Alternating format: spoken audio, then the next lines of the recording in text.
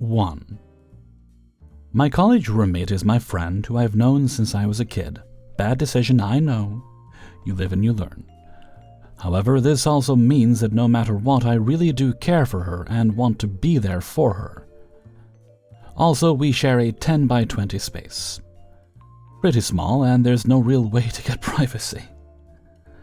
Starting things off, she had a hard time adjusting to college life. She missed home. Her classes were a lot, I get it. However, I noticed by then she was a huge projector. She's projecting these outside issues on me. I'm a psych major. I get it. Projection isn't personal. However, that only lasts so long. Intellectually, I know it's not personal. Doesn't mean like it doesn't feel like it. At first, it was small things like she would snip at me or pretend not to hear something I said. Over last semester, it got to the point where I didn't feel comfortable in my own dorm. She would constantly ignore everything when I tried to talk to her. I don't remember the last time we had a conversation. I had 1 week last semester where in that 1 week my best friend tried to OD and I found her and had to call the cops, her parents, etc. I've known her since middle school. She's okay now, but I was really shaken up. After getting back around 3 a.m., the first thing she says is, "Let me guess, you were out partying?" I explained the situation to her. She knew the girl involved. First thing out of her mouth was, "I don't know, maybe if she was a responsible adult and took her meds like she was supposed to, this wouldn't happen." "You're not mad at her?" Like, no, I'm not mad at her at all. So then she leaves for the weekend. Before she goes, she puts post-it notes on all my belongings. "Clean this up, don't touch the thermostat," etc. I'm gonna be honest, that broke me. Just because it's like, you know what happened to me this week, and you actively chose to do that, on purpose, to make it worse. Really made me sad. And that's just a standout example. Something similar happens every week or two. So now here we are. She's on week 3 of silent treatment with me. It's really hard on me, to be honest. I hate knowing she's mad at me, mad enough to warrant 3 weeks of silent treatment. And I don't know what I did. I keep my space clean, don't touch her things, don't have guys over, don't smoke or drink in the dorm, etc. And if it's a personal issue with her life, that makes me really sad as well. I'm really sad that she doesn't feel comfortable talking to me, and would rather take this course of action. The mental and emotional exhaustion one goes through to live in an environment like that is really hard. I don't know what to do. I'm nice to her, she's mad. I don't talk to her, she's mad. I do talk to her, she ignores me. I've tried to say, "Hey girl, are you busy? Can we talk?" She looked at me, put in her AirPods, and left the room. I cannot physically be mean back to her. The amount of awful things she's put me through emotionally and mentally, I couldn't imagine doing back. I physically cannot do it. So I'm asking for help, not sure what else to do. I cannot get a room change, unfortunately. I've looked into it multiple times, and I've been in contact with my RA. If anyone has any advice, can tell me what to do next, or give me any valuable psychological insight as to what she may be going through, it is greatly, greatly appreciated. Hellfreezer's note, my opinion here. Whether or not the two were friends at one point doesn't really matter by this point. It seems like she's abandoned the friendship and any attempts to repair the damage which was done by her. So, if she wants the silent treatment, be silent. Don't talk to her, don't engage. Trust me, she'll get tired of that very, very quickly. As you say, you're a psych major. Psychological torture is more effective. The notes thing is invasive and a little bit vulgar. Remove the notes. Don't acknowledge that they were there. If she deigns to speak to you, and give you a bitchy comment like she did about the partying thing, don't even acknowledge it. Just go about your day. Now, the only thing I can suggest is see if somebody's willing to swap rooms. I know you can't necessarily get another room, but if someone would be willing to live with her, someone she might get along with better, that might be best for both of you. But for now, I'd consider the friendship dead. It's up to her if she wants to try to repair it, and it's up to you if you want to allow her to. 2. Back in 2021, I moved in with an old classmate and a co-worker of mine. Initially, moving in didn't seem so bad, except for the fact that the classmate had just gotten out of the Marine Corps with just $1,000 and a mattress and a couch, excluding a few items to his name and no job set. The poor decisions and outcomes just piled on from there. My roommates both had gotten jobs and promptly lost them within about a month or two from having them. Coworker lost his job for not going in during a blizzard, which the place wasn't even a mile away. The other classmate lost his job from an altercation at work where he was too aggressive because he was blamed for being shorted on a tip for a $100 ticket at the place he worked at. I was working 2 jobs at the time, and for the duration of living with them, they both were left with whatever money they had to make up for rent and bills and the dog that they had agreed to buy, not even a week after moving in. I was opposed but didn't pay for or say anything. From here, they had gotten into the routine of asking me to help cover their halves of the bills, since rent was all they managed to have money for. I was willing in the beginning, but this went on until I simply left 7 months later on our 12-month lease.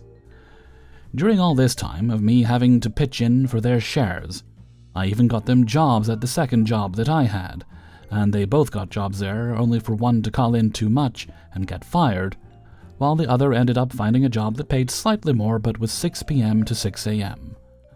The classmate invited his girlfriend to move in with him in his room, because she wanted to get out of where she was staying. She moved in, and shortly after, even knowing that they owed me money, they all decided that the classmate and coworker would take a $2,000 loan out and take a trip to Florida to go see some girl that they knew, while the classmate's girl and I stayed at the apartment to watch over the dog, so I could work my job and, pay for their shares that they hadn't been paying for still. They came back and eventually both got jobs to make barely enough for their rent, and sometimes their bills, so that made it easier on me for a while. The classmate's girlfriend invited her friend to move in, and so in this 3-bed, 2-bath apartment, I was living with 4 additional people. They all wanted to have us put money together for groceries, but I knew they were just spending it all on fast food and groceries they don't need, so I would buy my own groceries and leave them in my mini-fridge. So I didn't have to go out except for work and visiting my birth mom, who I had just met. Then the classmate and coworker took me aside for the first time and scolded me for not spending enough time with them because they wanted to hang out like bros, instead of spending time with my birth mom I had met for the first time in 20 years. After about 7 months, I had had enough, and had heard plenty of people tell me to stop being such a pushover and just leave, and took their advice on it. The first time I brought up leaving, which was a total of 3 times, I had been scolded each time and told that I'd be fucking over them, and it would ruin my credit score if I stopped paying bills for the bills, so I'd be better off just paying for their portions. I'm glad I got out of it and finally dipped out. It was hard on me financially and mentally to deal with them and their BS. Like, who makes 2 boxes of mac and cheese in a pot and leaves it on the stove for like 3 weeks? Classmate literally ate whipped cream out of the can in a fridge and neglected to realize there was mold all down the side and got sick immediately. From dip bottles around the house and running out of dishes, from them being in people's rooms to dog poop and torn up door frames from a dog that was loved but not financially appropriate. I had done the best possible thing by leaving. I got them to pay me most of what money they owed me before I cut contact, but like damn, I hate roommates. To bite me in the ass later at the next place, I had a roommate leave snotty tissues everywhere. A roommate decide not to pay their last month's rent before leaving without notice, and my fiancé sleep with another woman on Halloween. Lesson learned. Roommates are just a bad omen. 3. A little bit of backstory. Me and my roommate Alma are mutuals and have known each other for over 4 years. We're both seniors in college now. She moved in with me and my friend Sandrine 2 years ago. Alma is a great roommate, always cleans after herself after using the kitchen and bathroom, never leaves dirty dishes unwashed in the sink, helps around with chores, generally a responsible roommate. Last year around spring, Alma started dating this guy she met on Tinder, and she starts bringing this guy to sleep over. Me and Sandrine made it clear we don't mind her bringing a guy back home, as long as he is only there for a night and stays in their room. just to make sure we don't see him hanging around. Somehow they got more serious, but not really. It was a situationship for months. And we started to notice that this guy is around a lot more than expected. Fast forward to summer, Sandrine went home while Alma and I stayed. I had a summer job and 2 online classes. Alma keeps bringing the guy home. They started to hang around in the living room a lot. Alma's room had a bunk bed with a table and cabinet underneath, and don't really have enough space, I guess, for both of them to hang out in the room. They will spend their day all day through the night hogging the couch. I was very uncomfortable using the kitchen when the guy is around, and Alma was aware of it, but she didn't do anything. It really pissed me off to come home after an 8-hour shift to a literal stranger hanging out in the living room, my living room, wait till midnight. I've once asked Alma, why is this guy around a lot when he has his own place? She told me that the guy was not on good terms with his roommates and tends to get depressed being alone in his room, which is ironic to me now because I was the one depressed for having to stay in my room all the time. Whenever I got the living room to myself, they'll hover around in the kitchen, which makes me uncomfortable, and retreat back to my room. This keeps going on for the whole summer, and I was too tired with work and classes to even be mad about it and end up tolerating it. I am unfortunately a chronic people-pleaser. I've made it clear a couple of times that I was not too fond of the guy being around so much, and kept pointing it out, but Alma just couldn't be bothered by my comments, I guess. We both hate confrontations, and all I could do was subtly comment how he is around a lot when they're not even in a serious relationship. I know I should have been more assertive and communicate better. Fast forward to fall. Alma and the guy got together and Sandrine is back from home. We both start noticing that the guy is around all the time and sleeps over every night except weekends, but I didn't think too much of it because I was so used to him being around so much. He even showers at my home and does his laundry here. Their routine also includes them lounging around in the living room cuddling while watching TV at night. Another thing that also bothers me was that not only does Alma cook this guy breakfast, lunch, and dinner, but also serves it to him and even does his dishes. Like, dude didn't even bother to offer help. One big thing that made me feel unsafe and uncomfortable was the fact that the guy will stay at home in the room when Alma is out for the night on the weekend. Eventually, Sandrine got so uncomfortable by it, she actually decided to move out. I was so shocked and saddened by her decision since we were roommates for almost 4 years. I learned about her decision from the girl who was supposed to move into her room, who was also a friend of mine. Bethany, Alma's best friend, who was looking for a place. Later, I eventually learned that apparently the guy was at the time homeless and had been staying with us since August. It was November at that point. Quite literally rent-free, and Alma didn't even bother to tell me and Sandrine. I was so shocked by this, I couldn't even believe how stupid I was not to notice it. I know the housing situation in my area is not good price-wise. It is also way too competitive. People start looking for housing way back in October for the next August lease. But this guy's parents live in the same area, like 20 minutes away. He could have moved back in with his parents instead of leeching off of his girlfriend and moving in without other roommates knowing. I was so mad with Alma, I ended up ranting to Bethany. Bethany also shares the same discomfort and opinion about the situation as mine, but couldn't do much because Alma's her best friend, and it seems that Alma enjoys the guy's presence too much to even care about me and Bethany. Bethany helped relay my message to Alma, but her response was that the guy could only move out by early January due to the housing crisis in my area, so they couldn't do much about it. The only reason I'm writing this is because even though the guy has now moved out, he is still around a lot. They were alternating between his place and our place at first, but I guess it's easier to have him around since he eats his meals here and they prefer our house. I just feel like Alma was too blinded by love to see how she is pretty much her boyfriend's mom. The guy is a literal adult with a job, and couldn't realize how he is taking advantage of her kindness. To clarify, I didn't move out because I only have 1 semester left and it wasn't worth it, especially with the housing situation here. I guess Sandrine got lucky to be able to find a studio and I'm genuinely happy for her. I know I let this go on for way too long, and I know people might question why I didn't ask the guy to pay his portion of the rent, or at least utilities. But I just couldn't even stand being in the same room with this leech, let alone speak to him. I know speaking to Alma won't do much, and I felt at the time that I would be enabling him staying if I asked for rent money, which, looking back, was stupid of me. 4. For context, this is based in a college town in Utah. Most of this happened after I had already moved out, as I got married, but one of my closest friends still lives there, so a lot of the information will be coming from him. Also for context, this bad roommate only plays video games in the main living and dining room of the house. He has his PC on the kitchen table and plays day in and day out. Neither my friend or I have ever seen him leave for any sort of job, leading us to assume he has none. This roommate has never paid rent at all, except for the first month in order to move in.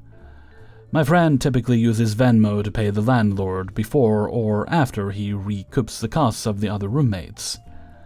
Quite early on, the bad roommate started to make excuses for why he cannot pay for rent. I swear I'll have the money by next week. My dad is going to send me the money later today. On and on, you get the picture. However, as you might expect, months go by and not a single payment from this kid.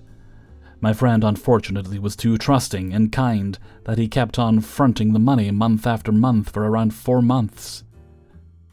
My friend, desperate to recoup the large debt that was building up, found the bad roommate's dad's info, as the roommate said several times that he was going to pay the rent. After a short call, it was revealed that the parents of this bad roommate kicked the kid out, and no source of money will be coming from them.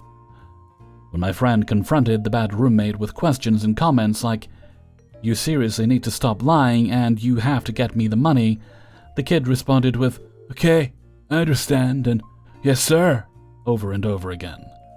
His demeanor was that of a dog with its tail tucked between its legs. My friend still is out a couple of $1,000s for fronting him money, with little hope of ever making it back. This is when the landlords got involved. I've worked with the landlord several times. He is an amazing man. The landlord came over and gave the bad roommate a warning and a lecture that only resulted in the same responses as earlier. Then the landlord stated that if he didn't pay within 3 days, then an official eviction would be underway. 3 days came and went, and the bad roommate continued to play video games with no sign of effort to get money. That brings us to the current time. The kid had been served with an official eviction letter. However, that doesn't mean as much as anyone would hope. Living in Utah, eviction laws are quite strict, meaning that this kid will be able to last several months just playing games. He just refuses to leave. Meanwhile, my friend and the third roommate have to put up with this kid in the house. Just last night, my friend and I went over and blocked his devices off of the router, so his gaming setup is more or less useless. He doesn't pay for utilities or internet either. We're waiting to see what the reaction is over the next few days. 5. I'm 20 years old and female. I'm planning on moving out of my current apartment that I rent with my roommate, also 20 and female. We have lived together for 2 years and she's my best friend. However, she's an awful roommate. Last year, she decided to drop out of college and take a gap year. When she was in school, she never did a single chore and would always blame it on being too busy because of school. This was despite the fact that I was also in school and would still make time to do all of the chores. Now that she's not in school, things haven't gotten any better. She's only been working about 30 hours a week and usually has at least 3 days off every week. In all of her free time, all she does is sit in her room on her phone. She doesn't go anywhere, and despite being home all day, she doesn't clean anything. Never does dishes, never takes out the trash, never cleans the common areas. I'm currently at a lot of hard classes and working a part-time job, so it's nearly impossible for me to keep up with all of the chores the way I used to, and she still doesn't do a single thing to help. Not only does she not do chores, she creates a huge mess that I always end up cleaning. Examples include making a messy crock-pot meal and leaving the crock-pot in the sink for over a week and making me clean up after it, leaving empty wrappers and food containers in the cabinets or fridge rather than throwing them out or washing them, leaving random things all over the apartment that I end up putting away. Those are just a few of many examples. On top of the chore issues, she also has been very mentally unstable. She has constant full-blown mental breakdowns, makes extremely impulsive decisions, and blames every single issue she has on everybody and everything else, rather than admitting her own faults. The worst was right before she dropped out of school. Every single day she would bawl her eyes out over school, and, almost impulsively, ended up moving across the country with her boyfriend of 7 months. All of this is only scratching the surface of her mental health issues. Because of all of this, I'm going to move to a different place. I can't deal with feeling like a maid and a therapist while also dealing with my own responsibilities. However, I don't want to ruin my friendship with her, and I feel like she's not going to react well to this news. I just don't know what to do. I'm really stuck between a rock and a hard place in this situation. On the one hand, she is my best friend, and I love her in that way, and I don't want to hang her out to dry by suddenly moving out. But on the other, living with her has taken a major toll on my own well-being. This situation just sucks all around. Note to self and anybody reading this, never live with your best friend. Hey everybody, Hellfreezer here, and thank you very much for listening to Bad Roommates, Episode 5. And thank you very much to everybody who allowed me to use their stories in this video. Before you go, please do hit the... Sorry, I got distracted by a light outside the window. Please do hit the like button if you'd be so good, and I will do my best not to get distracted in future. I think it's somebody's car. I'll assume they're up to no good, probably doing some sort of drug deal, no doubt. Or maybe marshmallow deal? Quite frankly, it would be far more interesting to me if people were meeting illicitly to trade marshmallows. Sorry, where was I? Oh yes, talking sensible, that's what I was doing.